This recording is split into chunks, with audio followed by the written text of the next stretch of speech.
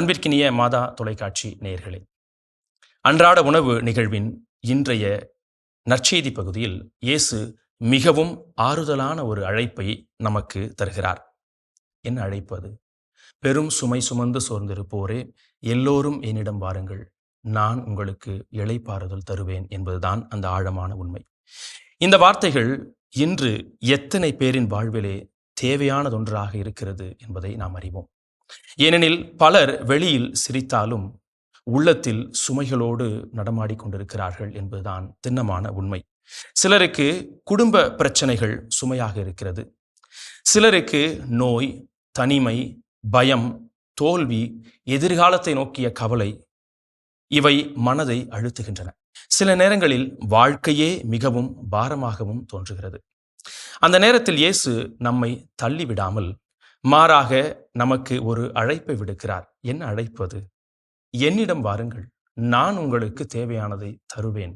உங்களுக்கு என்ன தேவை என்பதை அறிந்தவனாக உங்களுக்கு தருவேன் என்பதுதான் அந்த ஒரு அழைப்பு. உலகம் சில நேரங்களில் தற்காலிக ஆறுதலை தரலாம். ஆனால் உண்மையான அமைதியையும் உள்ளத்தின் இளைப்பாறுதலையும் தரக்கூடியவர் இயேசு மட்டுமே. இயேசு மேலும் சொல்கிறார், நான் கனிவும் மனத்தாழ்மையும் உடையவன். அன்பானவர்களே, இறைவன் நம்மை பயமுறுத்தும் இறைவன் அல்ல, நம்மை புரிந்து கொள்ளும் அன்பு தந்தையாகவே இந்த வார்த்தையின் மூலம் நமக்கு எடுத்து எம்புகிறார். நாம் விழும்போதும் அவர் நம்மை நிராகரிப்பதில்லை, கரம் பிடித்து எழுப்புகிறார். நாம் பலவீனம் அடையும் போது நம்மோடு நடக்கிறார்.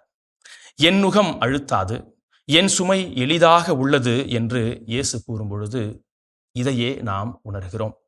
இதன் அர்த்தம் கிறிஸ்துவ வாழ்க்கையில் சிரமங்கள் இருக்காது என்பதல்ல, ஆனால் கிறிஸ்துவோடு சுமையை சுமந்தால் அது நம்பிக்கையுடனான பயனாக இருக்கும் என்பதே. அன்பர்களே, பல நேரங்களில் நம் சுமைகளை நாமே தனியாக சுமக்க முயல்கிறோம். நாம் அனைத்தையுமே சமாளித்துக் கொள்வோம் என்று நினைக்கிறோம். ஜெபிக்க மறக்கிறோம். கடவுளிடம் நம்பிக்கையோடு நம் வாழ்வை முழுமையாக ஒப்படைக்க மறக்கிறோம்.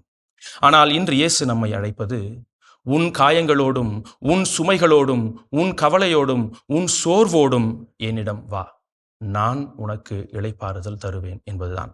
இன்றைய நற்செய்தி நம்மை குழந்தை போன்று எளிமையுள்ள இதயத்துடன் இருக்கவும் அழைப்பு விடுக்கிறது. ஞானிகளுக்கும் அறிஞர்களுக்கும் மறைக்கப்பட்டதை குழந்தைகளுக்கு கடவுள் வெளிப்படுத்துகிறார் என்று இயேசு சொல்கிறார்.